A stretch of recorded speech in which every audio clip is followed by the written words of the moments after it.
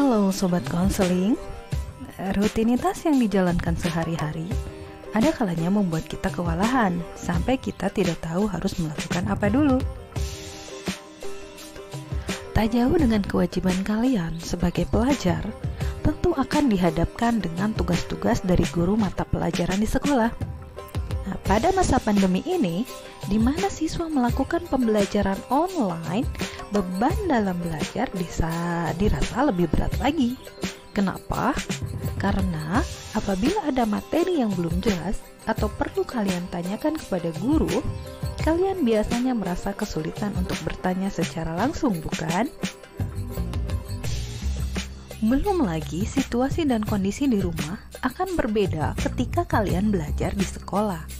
Ketika kalian di rumah, peran kalian tidak hanya sebagai peserta didik, akan tetapi sebagai anak, kakak, adik, yang tentu hal itu tidak bisa diabaikan begitu saja. Nah, pada kesempatan kali ini, bersama saya, Santi Handayani, sebagai guru BK-mu, kita akan membahas tentang tips-tips mengatur waktu di kala pandemi. Tips yang pertama adalah tetap fokus. Fokuslah pada tugas yang akan kalian selesaikan. Apabila belum bisa melakukan beberapa tugas dalam satu waktu, maka cobalah untuk menyelesaikan tugas-tugas tersebut satu persatu. Dan apabila kalian merasa kesulitan, maka dapat meminta bantuan orang lain yang bisa kalian percaya.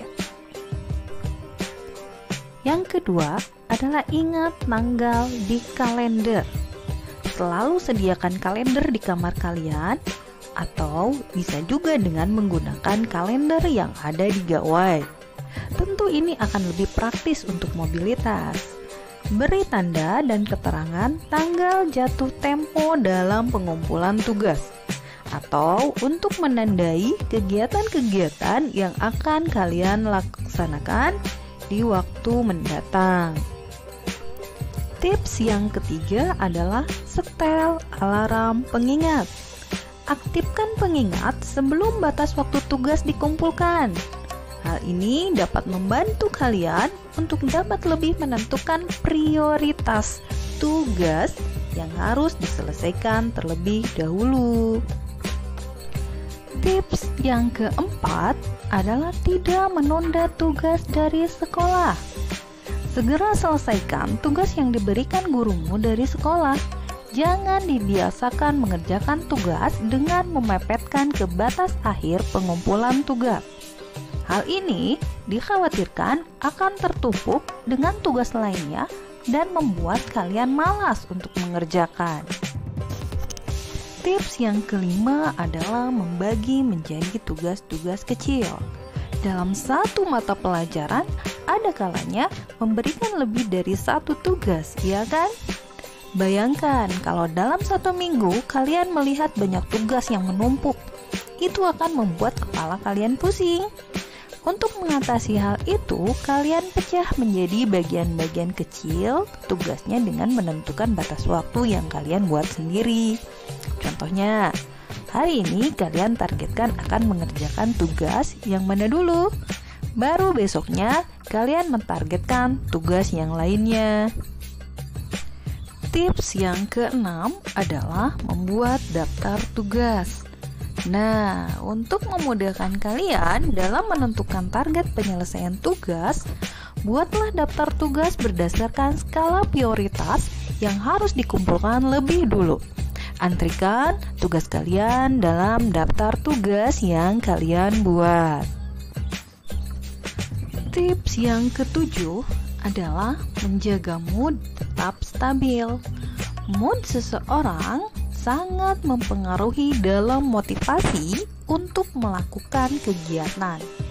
Apabila moodnya sedang bagus, maka sebanyak apapun tugas yang diberikan akan dikerjakan dengan perasaan senang.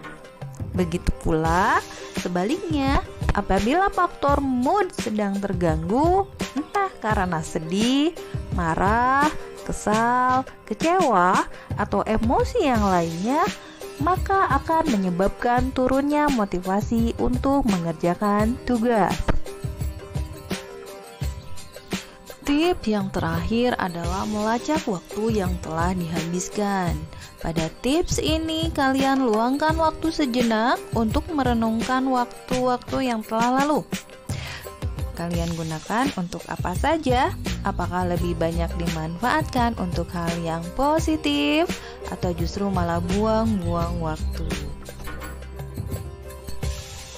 Demikianlah tips-tips mengatur waktu dalam mengerjakan tugas. Akhir kata dari Bu Santi, semoga video ini ada manfaatnya untuk kalian. Tetap jaga kesehatan, sayangi dirimu dan keluargamu yang ada di rumah. Sampai jumpa pada video selanjutnya. Terima kasih.